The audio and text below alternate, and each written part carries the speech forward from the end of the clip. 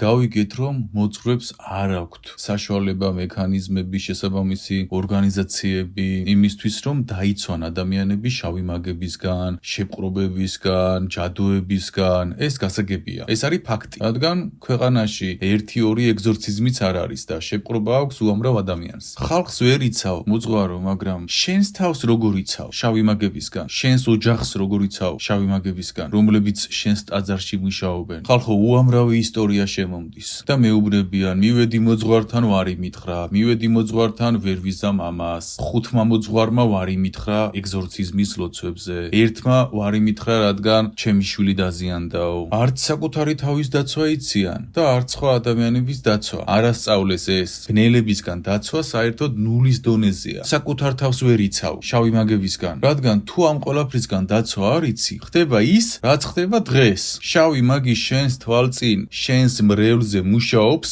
შენ ამას უყურებ, სტიქაროსანი მოდის გეუბნება, ყველა მოდის გეუბნება, შენ ამას უყურებ და ხმას ვერ იღებ, რადგან გეშინია. შავი მაგის თუ გეშინია, აბა რის იქწამს და რა დაცვის განცდა გაქვს უფლისგან. შავი მაგი შენს ტაძარში მუშაობს და ფიქრობ, რომ ღმერთი მიხედავს და შენ იქ არაფერ შვაში ხარ. ვერ ხვდები? შენს გიკეთებს ჯადოს, რომ ხმა არ ამოიღო. შენს თვალწინ ხდება ისეთი რაღაც, რომელზეც ყველა შემთხვევაში ინსტინქტური რეაქციაც კი უნდა გქონდეს და ესეც არ გაქვს და ვერ ხვდები, რომ შენს გიკეთებს ჯადოს, რომ საერთოდ პირის ამოღების საშუალება არ გქონდეს. აბა შეკრული ხარ? არ ხარ შეკრული, ხო? ან ჯადო გაქვს გაკეთებული, ან შეკრული ხარ. მე ვფიქრობ, ჯადო გაქვს გაკეთებული და მაგიტომ არ იღებ ხმას. და რომელიღაცამ საპატრიარქოს სათავეში კეთილშობილი იქნებით, გაიღვიძეთ და რაღაც ხმა ამოიღეთ და მიხედეთ ამ საქმეს. თქვენ თავადაც ერთმანეთს შიგნით ვერ ეხმარებით, როცა ჯადოებს გიკეთებენ შიგნით საპატრიარქოში. სხვას კი არა. და რატომ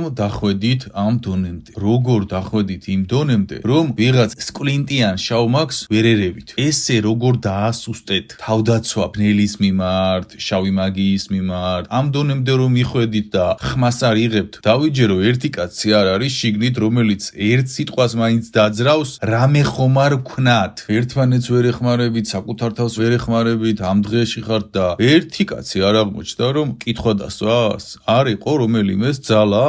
მონასტრებთან შავმაგიურ რიტუალებს გიკეთებენ, მიტოვებულ ტაძრებში შავმაგიურ რიტუალებს აკეთებენ შენი წინაპრების და ჩვენი წინაპრების მიერ დატოვებულ მადლებს იმ ტაძრის ტერიტორიაზე ბილწავენ, შენს ტაძარს ბილწავენ, შენს მრევლს ანადგურებენ, ბილწავენ და კაცი შვილი ხმას არ იღებთ. რამ შეგაშინათ ესე კაცო? განა უდიდესი მადლი არ არის უფლისთვის თავი გაწირო? მაგრამ მე ისეთ ანაბანას გეუბნებით, რომ ამისთვის თავის გაწირვაც კი არ არის საჭირო. უბრალოდ ძალისხმევის დახარჯვა. ერთი მარტივი ფუნდამენტი არსებობს სამყაროში და უფალთან და ყველაფერთან. შენ თუ ბნელს არ ძირკვავ, სარეველას თუ არ ძირკვავ, სარეველა ჭამს კეთილშობილ მცენარეს. ეხლა კითხვა დასვი, ძირკვავ სარეველას? თუ სარეველა ააბიბინე, ააყვავე, იმის გამო რომ არაფერს აკეთებ. სასაცილო იცი რა არის? ამას წინათ ერთი ნაშრომი დავდე და ერთი ადამიანი მიწერს, კი მაგრამ აბაო მოძღვრებიო, ხომ საჭიროა რომ ეგზორციზმის ლოცვები წაიკითხონო და გამეცინა, იმიტომ რომ ვინ კითხულობს ეგზორციზმის ლოცვებს? 10,000-ობით ადამიანია დაინფიცირებული და ეგზორციზმის ერთი წამკითხველი არ არის, ყველას ეშინია. ხალხს მართლა აქვს იმის ამბიცია და ილუზია, რომ თქვენ მათი დახმარება შეგიძლიათ შავმაგიაში, შეპყრობებში და ამ ყველაფერში თუ დაემართებათ და არ იციან რეალობა. იცით რეალობას ვინ აწყდება? ის ადამიანები, რომლებსაც ჯადოს უკეთებენ და ყველას ერთი და იგივე პასუხი რომ აქვს უკან. არ ვიცი, ვერ დაგეხმარები. აი მაშინ ხვდება ადამიანი, რომ დაცვის ილუზიაში ყოფილა აქამდე. რატომ ავლაპარაკდი მე ამაზე? ეს ხომ შემთხვევითი არ არის, იმიტომ რომ ეხლა შემოდის უფალი დედამიწას, შუმანის რეზონანსი იზრდება. აქედან გამომდინარე ბნელები იწყებენ დასუსტებას და თუ იქამდე მაგალითისთვის ვიტყვი 1 კილო საკვები ჭირდებოდა, ეხლა ჭირდება 20 კილო რომ დანაყრდეს, რომ გაძლოს. ეს იმას ნიშნავს, რომ შავი მაგები გააუცმაგებენ თავიანთ ჯადოებს და ამ ყველა პროცედურებს. საჭიროება ხდება ამ ყველაფრის. ამიტომ ლაპარაკობ მე არ ლაპარაკობ ამას თან. ღმერთი ლაპარაკობს ამას. არა ეხლა ბნელი ლაპარაკობს, ბნელი გეტყვის შავი მაგებისგან დაგვიცავიო და ამ ყველაფრისგან მოგიწოდებს, ხო? ღმერთი გელაპარაკება და თქვენ გელაპარაკებათ და ჩვენ გველაპარაკებათ. რაღაცა წინ, ესე იგი გაძლიერდება ისეთი მუქი ძალები, რომლის მიმართაც უნდა გქონდეს დაცვა, ხო? თორემ მე ცხოვრებაში არ მომაფიქრდებოდა, არც ვიფიქრებდი ამ ყველაფერზე. დაფიქრდი, აბა კითხვები დასვი. რატომავლაპარაკდი ამ ყველაფერზე? ყველაფერზე. და ვის უსმენ შენ? ღმერთის ხმას თუ არ უსმენ? მაშინ განაჩემი საუბარი ღმერთის ხმა არ არის? განაჩემ საუბარში რაიმე არის ისეთი, რაც შეიძლება არ უნდადეს უფალს? არა. ვამბობ რომ შექმენით ორგანიზაციები გარემო, სადაც შავი მაგებისგან დაიცავთ ადამიანებს, შესაბამისი ლოცვები იქნება, შესაბამისი მოძღვრები იქნება, შესაბამისი სულიერი საავადმყოფოები იქნება. ეს ბნელის არის თუ ღმერთის ხმა? არჩევთ რომელის ხმა? ბნელისგან დაგვიცავი, ბნელის ხმა თუ ღმერთის ხმა? და ღმერთის ხმა თუ არა, რატო არ უსმენ? გაიხედე გარეთ რა ხდება. ტრამპი რას აკეთებს? ვითომ ქრისტევარო და პირდაპირ რიტუალებს აკეთებს და ვითომ ისე პოსტერი დავდეო. რა ხდება გარეთ? გამოიხედე, მზეს გახედე და კითხე უფალს, უფალო რა ხდება გარეთ? რა ვქნათ ეხლა? ის კი არა რომ უფალო დაგვიფარე და როგორ დაგიფარავს? შენ თუ მისი ხმა არ გესმის, კაცო. მეტი რანაირად აგიხსნას. ჩემნაირი უბრალო ადამიანებით გეუბნება გააგდე ის შავი მაგი, ებრძოლე ბნელს, რომელიც ჩვენს ბრელს აზიანებს. მეტი რა გითხრას? მაინტერესებს, აი თავად ჩამოვიდეს და გითხრას? თავადაც რომ გითხრას, მე მგონი მაინც არ გააკეთებ ამას, იმიტომ რომ დარწმუნებული ვარ, ყველაფრით გითხრა უფალმა, რომ მიხედე ამ საქმეს. რომელიმე დეკანოზის ადგილზე, რომელსაც დიდი ძალა აქვს. პირდაპირ გამოვიდოდი და ვიტყოდი, ესე და ესე ხდება. გინდათ მომკვეთეთ, რაც გინდათ ქენით და მოგკვეთონ. დათმე შენი ჩინმედლები, შენ იქნები მაგალითი. მერე მეორე მოგბაძავს, მესამე მოგბაძავს და გადააგდებთ ამ მტრულ და ბოროტით სავსე მართველებს, რომლებიც გმართავენ და ხმას არაფერზე არ გაღებინებენ, რაც ფუნდამენტურად მნიშვნელოვანია და საერთოდ რელიგიური კანონზომიერებები, კანონები, წმინდანთა კანონები და ყველაფერი შეცვალეს. და ხალხი ამას ვერ ხვდება. და ვიღაც ეხლა რომ მოისმენს ჩემს ნათქვამს, იფიქრებს რომ ტაძარს ვებრძვი, რელიგიას ვებრძვი, ვიღაცამ დამიწერა 2000 წლიანი რელიგია გვაქვს. რელიგიას რომ მე პატივსცემ და 100,000 ქართველი რომ ჩემთვის მოწიწების და ღვთიურობის და აი ყველაფრის რომ მაგალითია. ამით იმის თქვა მინდა რომ მე რელიგიას კი არ ვებრძვი, მოძღვარს კი არ ვებრძვი, ვინმე კონკრეტულ ადამიანს კი არ ვებრძვი, ან შავმაგს კი არ ვებრძვი, მე ვებრძვი ბნელს, ყველგან, სადაც შევხედავ. რადგან ამას თუ არ გააკეთებ, შენ მზეზე ვერ გამოიყვან ადამიანებს, შუქზე ვერ გამოიყვან ადამიანებს, ვერც რელიგიას, ვერაფერს ვერ იზამ. შენ თუ ბნელს არ ამხელ და არ განდევნი, სარეველას თუ არ ამოძირკვავ, რიტუალით გიბირწავს სუფთა ტაძარს და შენ ფიქრობ რომ ღმერთმა უნდა მიხედოს მას. და ვიღაც ჩადრის გარეშე რომ შევა, წიხლისკური დაგდებ. აბსოლუტური სიგიჟე ხდება. საერთოდ წინაპრები გახსოვს? აი მოდი საერთოდ წელთაღრიცხვამდე ჩვენი წინაპრები ავიღოთ. აი ვანის ნაქალაქარი ავიღოთ და რა წესები იყო, წესჩვეულებები და ასე შემდეგ. რომელი ერთი ბნელი გაბედავდა მაინტერესებს ვანის ნაქალაქარში, რელიგიურ ცენტრში შესვლას და ალმაცერად რამის გაკეთებას. აკონტროლებდა ცალკე ჯგუფი კონკრეტულ სულიერ მოღვაწეებს, ვინც იქ დადიოდა რამე რიტუალებს ხომ არ აკეთებდა. ანუ აბსოლუტური სისუფთავის შენარჩუნების და ყველა მდგომარეობის კონტროლი იყო. რადგან მათ შესანიშნავად ესმოდათ, როგორ შეიძლება წაიბილწოს ტაძარი, წაიბილწოს ადგილი, წაიბილწოს. შენ თუ ამის დაშვებას და უფლებას მიცემ. მათ ესმოდათ 3000 წლის წინ და შენ ამდენი ხნის შემდეგ არ გესმის ყველა ინფორმაცია გაქვს ირგვლივ ეს, რომ ტაძარი უნდა დაიცვა ბნელისგან, ფიზიკურად, რომ არ წაგიბილწოს, შენი მრევლი რომ არ დააზიანოს. იმას ესმოდა და შენ არ გესმის? რატო? კი მაგრამ. ხო და მოძღვრებო, ბოლო ჟამის დროს თქვენი აზრით რა მოხდება? შენ დაგჭირდება ბნელისგან თავდაცვები, შავი მაგებისგან თავდაცვები. ეს შავი მაგები ისე გააქტიურდებიან, რომ უკვე პანდემიის მდგომარეობა იქნება. უკვე არის პანდემია, მაგრამ ჯერ არ ჩანან. მაგრამ ქვეყანაში არის სერიოზული შავი მაგიის პანდემია. როგორი პანდემია, იცი? აი სულს რომ ღაფავს ერი ისეთი. და ბოლო ჟამის დროს იქნება კატასტროფა. და შენ საერთოდ მომზადებული რომ არ ხარ მაგისთვის და გაიძახი ბოლო ჟამისთვის და ზოგიერთ მოძღვარს გული ევსება სიხარულით რომ მე მზად ვარ. რა მზად ხარ? საერთოდ არ ხარ მზად. მოდი პირდაპირ გეტყვი. საერთოდ არ იცნობთ ბნელს, მოძღვრებო. აბსოლუტურად არ იცნობთ თქვენ ბნელებს. თქვენთან ბნელზე საუბარი არის ტაბუდადებული თემა. რა თვისებები აქვთ, როგორ ვებრძოლოთ, რა ლოცვები წავუკითხოთ, იქ როგორ მოქმედებ შავი მაგი როგორ არაფერი არ იცით საერთოდ. და რატომ თქვა მამა გაბრიელმა ბოლო ჟამის დროსო 1000-20 კაცი იარეთო. ტყეში როცა გაიხიზნებითო, იმიტომ რომ შეიძლება ბნელმა გადაგაგდოთ სადმე ხრამშიო. რატო თქვა ეს? იმიტომ თქვა რომ ზუსტად რომ ბნელი ისე მუშაობს და ისე გააქტიურდება, რომ პირდაპირ ტვინში შეუძვრება, ხო? ვისაც არ იქნება ფიქრების კონტროლი, ის ყველაფერი, რასაც გამთლიანებაში ვასწავლი. და შენ საერთოდ არ ხარ მზად ამ ყველაფრისთვის. და ფიქრობ რომ ღმერთი დამიცავს, ღმერთი როგორ დაგიცავს შენ? ეს კითხვა დასვი? აი, კითხვა დასვი, ღმერთი როგორ დაგიცავს? ესეთი ხმებით, ეხლა რაც გესმის ყურში, ეს ქენი, ესეთი ხმებით გიცავს ღმერთი იმედი რომ მიხედავ ამ საქმეს და შენ თუ ამ საქმეს არ მიხედავ როგორ დაგიცავს მაინტერესებს კაცო ღმერთი გეტყვის შვილო მე შენ გამოგიგზავნე უბრალო მოქალაქე გითხრა სტიქაროსანი მოგიგზავნე გითხრა პირდაპირ დაგანახე გაჩვენე ამით გითხარი იმით გითხარი და შვილო რა გინდა ყველაფრით გითხარი რა უნდა გექნა და არქენი ჩემთან რა გინდა შენი გასაკეთებელი საქმე მე გავაკეთო მაშინ შენ რისთვის ხარ დედამიწაზე რისთვის ხარ ხო შენ დედამიწაზე ან რისთვის ხარ მოძღვარი რა ფუნქცია გაქვს შენი აზრით შენ გაქვს ორი ფუნქცია იცოდე მაგრამ პირველი ფუნქცია გახსოვს თითქმის მაგრამ მეორე ფუნქცია საერთოდ არ გახსოვს პირველი შენი ფუნქცია არის ის რომ ადამიანები მიიყვანო უფალთან და უფალთან დააკავშირო ის კი არა რომ მათ შუაში დგახარ არა უფალთან საუბარი ასწავლო ურთიერთობა მეორე შენი ფუნდამენტური ფუნქცია არის რომ დაიცვა შავი მაგებისგან ბნელებისგან და ამ ყველაფრისგან შენ ამას არ აკეთებ აბსოლუტურად არ აკეთებ ამას ვერ აკეთებ სტატისტიკა მოწმობს ამას ერთი კაცი არ მოსულა თქვენგან და არ უთქვამს რომ დამეხმარაო ყველას ეუბნებით ვარს ვერ შევძლებ ოჯახის მეშინია იმის მეშინია ეს არ დამიშაოს ის არ დამიშაოს და მე ადამიანს თავად უწევს გაარკვიოს როგორ ებრძოლოს ამას და სადღაც ლოცვებს ეძებს და მოკლედ ადამიანები გამუდმებით ლოცვებს ეძებენ როგორ გადარჩნენ თქვენთან ამას ვერ პოულობენ შავი მაგებისგან დაზარალებული ადამიანები თქვენგან გადარჩენას ვერ პოულობენ მონასტერში ამოვიდა ილოცა ვერ უშველა ის რატომ იმიტომ რომ მონასტერში კი არ არის პრობლემა ან ტაძარში კი არ არის პრობლემა შენ არ გაქვს ბნელთან ბრძოლის ლოცვები რადგან ამისკენ არ მიისწრაფვი და უფალმაც არ მოგცა ეს და არც დაწერე და არც იცი და ეს მდგომარეობაა თორემ მონასტერი შენ დაგეხმარება ღმერთს მიუახლოვდე სულიერად დამშვიდდე და ყველაფერი ის გააკეთო მაგრამ ბნელს ვერ გაშორებს იმიტომ რომ ისინიც არ ებრძვიან ბნელს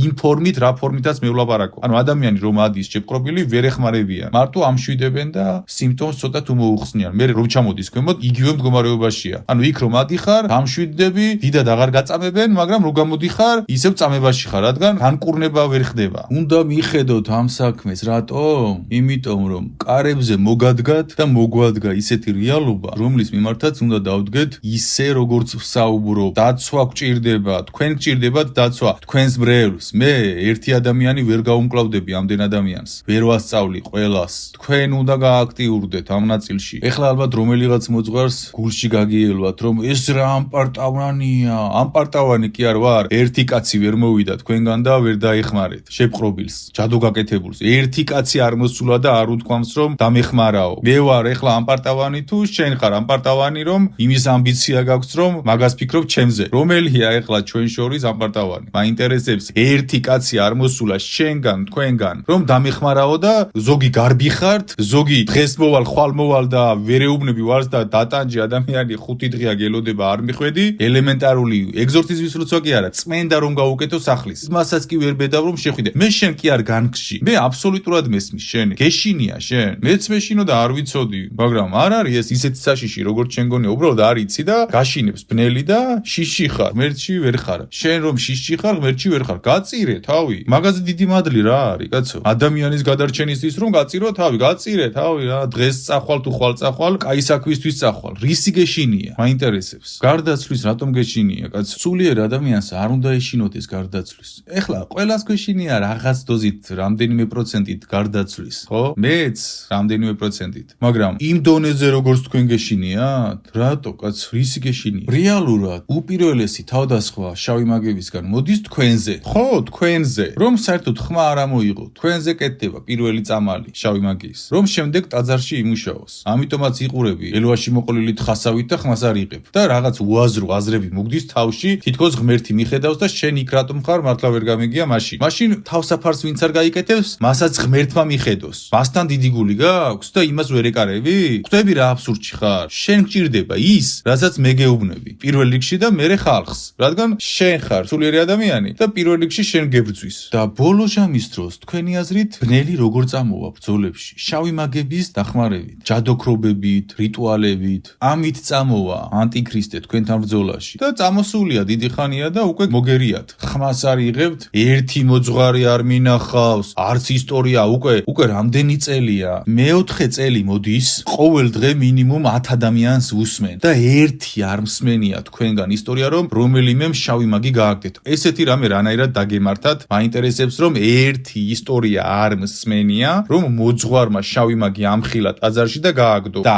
1000-ობით მოსულა ჩემთან სტიქაროსანი და უთქვამს რას ნიშნავს გიორგი ეს მივედი უთხარი მოძღვარო ნახე ჯადოს უკეთებს და ხმას არ იღებ ანუ 1000 ფაქტობრივად არის ეს სიტუაცია, ჩემთან მოსული ნათქვამი და ერთი არ არის რომ რომელიმეს გაგეგდოთ. ვერ ხვდებით რა გჭირთ. გაკეთებული გაქვთ და ამით გინდათ ებრძოლოთ ბოლო ჟამის დროს ანტიქრისტეს? ანტიქრისტემ უკვე დაგამარცხათ, ოღონდ ამას ვერ ხვდებით. თქვენ მაგიტომ ხართ ამ დღეში. შავი მაგი შენს ტაძარში ბილწავს, ტაძარს ადამიანებს აზიანებს და გამოდიხარ და ტაბურეტკებით დაასდევ გებს. ვერ ხვდები? წამალი რო გაკეთებული. საკუთარი სახლიდან უნდა გააძევო ბოროტი და სადღაც გარეთ გარბიხარ. ეს არის წამალი, ჯადო. მეტი კი არაფერი არ არის, ჯადო. შენს სიაში პირველი უნდა იყოს შავი მაგი და შენს ტაძარში ხმას არ იღებ? საერთოდ არ ახსენებ და გარეთ გამოდიხარ და ვიღაც გეებს დასდევ ტაბურეტკებით და რაღაც კლოუნადაც აწყობ? ეხლა ამას უნდა რამე ახსნა, დიაგნოსტიკა რომ ჯადო გაკეთებული, ან რამე მოწყარო? არ უნდა ამას არანაირი დიაგნოსტიკა. გლეხურ ენაზე ვლაპარაკობ სიმართლეს. ბავშვიც კი მიხვდება რომ წამალი გაქვთ გაკეთებული და ამას არ უნდა მიხედოთ. ჯადოს გიკეთებს და ისე გთიშავს რომ გარეთ გადიხარ და გარეთ ეძებ მტერს და თვალწინ შეხედე ნამდვილი ჭეშმარიტი მტერი, შენი ტაძრის, მრევლის, ყველაფერი თვალებით შეხედე და გარეთ გარბიხარ და ხმას არ იღებ ამაზე. ვერ ხვდები რომ ეს არის ჯადო? იმიტომ ვერ ხვდები რომ შენ ისიც კი არ იცი ჯადო როგორ მუშაობს. ეთყობა. გათიშული ხარ. ამას ქვია გათიშვა. მე რომ შევხედო მოძღვარი რომელიც შავ მაგს აჩერებს ტაძარში, ამ ყველაფრის უფლებას აძლევს, ჩემთვის ის აღარ არის მოძღვარი. არ არის ის მოძღვარი. ის არის მშიშარა, რომელსაც არ აქვს საკმარისი სიყვარული და ღმერთის მხარდაჭერა გულში რომ არ შეეშინდეს და ეს ყველაფერი. ამას სხვა სახელი არ ქვია. ჩემთვის აღარ არის ასეთი მოძღვარი. ის არის მშიშარა, რომელსაც ეშინია გარდაცვლის და ეშინია სატანის. ანუ სატანის თუ გეშინია რა გინდა ტაძარში, კაცო. შენ სატანას უნდა შეება პირდაპირ შეწირო თავი. რა?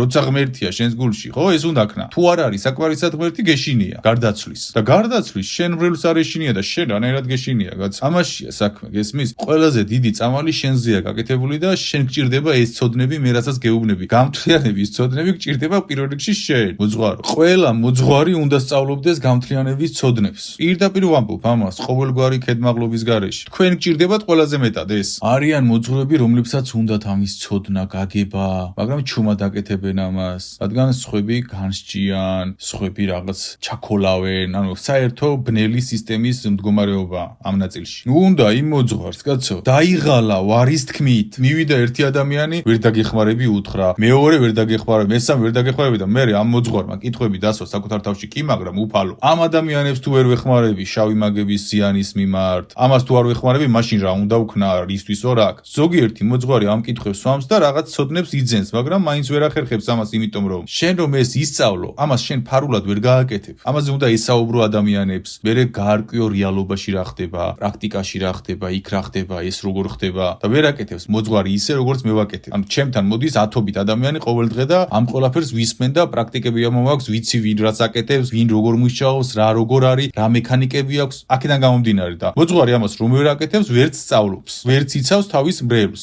ხო, ვერ იცავ შენს მრევლს. შენთან რომ ადამიანი მოდის და მიშველეო, გეუბნება და არ ვიცი ეუბნები, ვერ იცავ. ან 5 დღე რომ გელოდება და გადაუდე და ბოლოს გადააგდე, არ მიხვედი, იმიტომ რომ უბრალოდ სახლის კურთხევა გეშინია. ის კი არა რომ ეგზორციზმის ლოცვებიც აიკითხო, სახლის კურთხევა გეშინია. სადაც შეპყრობა აქვს იმ ადამიანს. რა გითხრათ? აი, რა ვთქვა? და ვიღაც გამოვა და იტყვის, შენ რელიგიას ებრძვი, რელიგიას კი არ ვებრძვი, თქვენთვის ვიბრძვი, რომ გეშველოთ რამე. ჯერ შენს ტყავზე თუ არ ხდება ეს, ნუ გონია რომ არ მოხდება. პანდემია დაიწყება გამოვლინებული. ყველამ უნდა გაიღვიძოს. გლეხმა, ხელოვანმა, მოძღვარმა, უბრალო მოქალაქ, ყველამ უნდა გაიღვიძოს ამ ნაწილში და მიხედოს ამ საქმეს. ნახე, როგორი სიტუაცია დღესდღეისობით. ხომ არის გამონათქვამი, ჯობს გვიან ვიდრე არასდროსო. აქ პირიქით არის. ამ შემთხვევაში ჯობია ადრე. გვიანის უფლება აღარ დაგვრჩა, ამის თქმა მინდა. აღარ არის ის რომ ჯობს გვიან ვიდრე არასდროს, ანუ მერე რო გავერკვიოთ, ამის დრო აღარ დარჩა, ამას გიხსნით. ამ დროს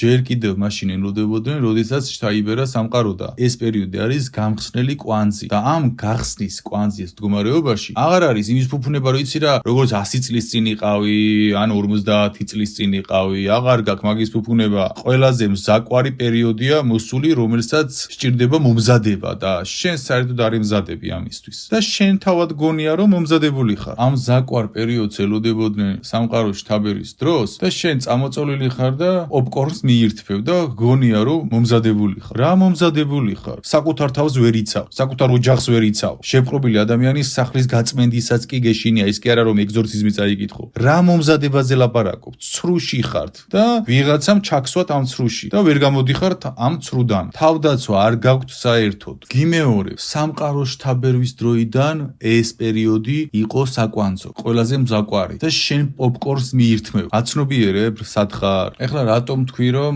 არ გამოდგება ამ პერიოდისთვის ის გამონათქვამი რომ სჯობს გვიან ვიდრე არასდროს, არამედ ადრე. იმიტომ რომ დღეს მე რასაც ვლაპარაკობ, გამთლიანების ეს ცოდნები შევა სკოლებში, მაგრამ მერე, ბოლო ჟამის მერე, მაგრამ აქამდე ვერ მოასწრებენ ადამიანები ამ ყველაფრის სწავლას, საკუთარ თავში გაძლიერებას მდგომარეობის, ამ ყველაფრის. უფალი ძალიან ბევრ ცოდნებს მაძლევს რეალობაზე, რა ხდება ირგვლივ. ზოგი ისეთი მძიმე რეალობა, რომ არ ვიცი ეს რეალობა როგორ გითხრათ და ზოგ ცოდნაზე უფალს რომ მკითხე, უფალო ეს როგორ ვუთხრა ადამიანებს და მოკლე პასუხი მოვიდა. უთხარიო და იცოდნენ როგორ გაწირესო იმ ადამიანებმა, რომლებსაც უნდა დაეცვათ. უთხარიო. მოვა მეორე ცოდნა, მე ძალიან ბევრი ცოდნები მაქვს უკვე ჩაწერილი. 300-მდე ნაშრომი მაქვს ჩაწერილი. ეს არაფერი არ არის, რაც ვწაურობ და ვეუბნები. უფალო ეს როგორ ვუთხრა ადამიანებს? გაუჭირდებათ ამის გაძლება და პასუხობს და იცოდნენ რაოდენ გაწირეს ისინიო. ჯო კითხვა დავსვი. კი, მაგრამ ესე რატო? ესე კატეგორიული პასუხი რატო? რატომ ესე? რატომ მეუბნება ესე, ხო? რომ უთხარი სიმართლეო, რაც არ უნდა მწარე იყოსო. რატომ მეუბნება ამას, რომ არ დაინდო მათი ემოციებიო, რადგან ესე იგი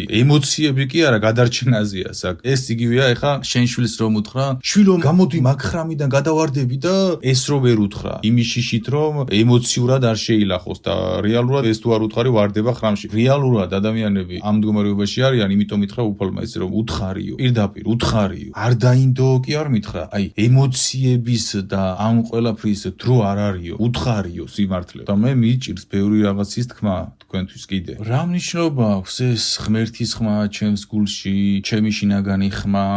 ეხლა მე არ მიყვარს რაღაცების ლაპარაკი, მაგრამ რასაც ხედავ, ვეთანხმები, რაც არ უნდა მძიმე მისაღები იყოს. ჯობია იცოდე და დაცული იქნები, ვიდრე არ იცოდე და 1000-ჯერ დაუცველი იქნები. მაგაზე ბევრი ვიფიქრე, რატომ ითხრა ესე მოკლე პასუხი უთხარიო, რაც არ უნდა მძიმე იყოსო. და მე მივედი აზრამდე, კითხებს როგორც კი ვსვამ, პასუხები მომდის პირდაპირ თავში. პასუხი არის ეს, იმდენად ძინავს ადამიანებს და იმდენად გათიშული არიან, რომ უბრალოდ ფიზიკურად ვეღარ რეაგირებენ, რომ თუნდაც ნახევრად უთხრა, შელამაზებულად უთხრა, შეაპარო, აზრი არ აქვს. ვეღარ რეაგირებენ. უფალმა შელამაზებულადაც უთხრა მოძღვრებს თუნდაც, ისეც უთხრა, სტიქაროსანი მიუგზავნა, ყველაფერი უთხრა, მაგრამ ვერ იგებს. აზრი აღარ აქვს. ამიტომ უფალმა მითხრა, უთხარი ყველაფერი. ხო და გეუბნებით ყველაფერს. გინდათ მიიღეთ, გინდათ არ მიიღოთ. ვისაც უნდა მიიღებს და რა მიღება არ მიღება უნდა ამას. რამე ცუც ლაპარაკო, რამე გაუგებარს ლაპარაკო, რამე არაქრისტიანულს ლაპარაკო, რამე არაღვთიურს ლაპარაკო.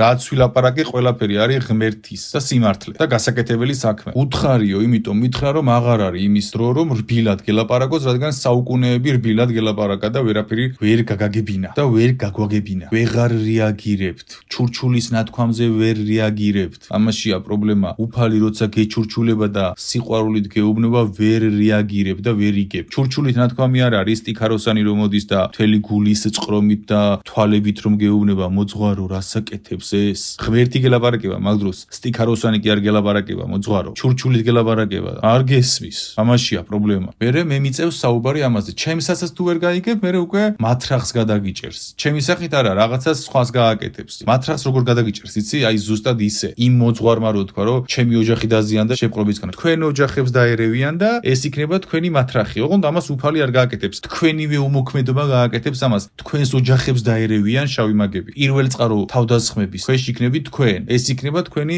გადასახადი და მერე გაგახსენდება ჩემი ლაპარაკი. გამთლიანება და გიორგი თურმე სწორს მელაპარაკებოდაო. აი მერე გაგახსენდები. მერე შენ რომ დაგერევა და ავტომატურად შენი ოჯახი რომ დაზიანდება ამით. შენი ოჯახი არ არის დაზიანებული? ვერ ხვდები?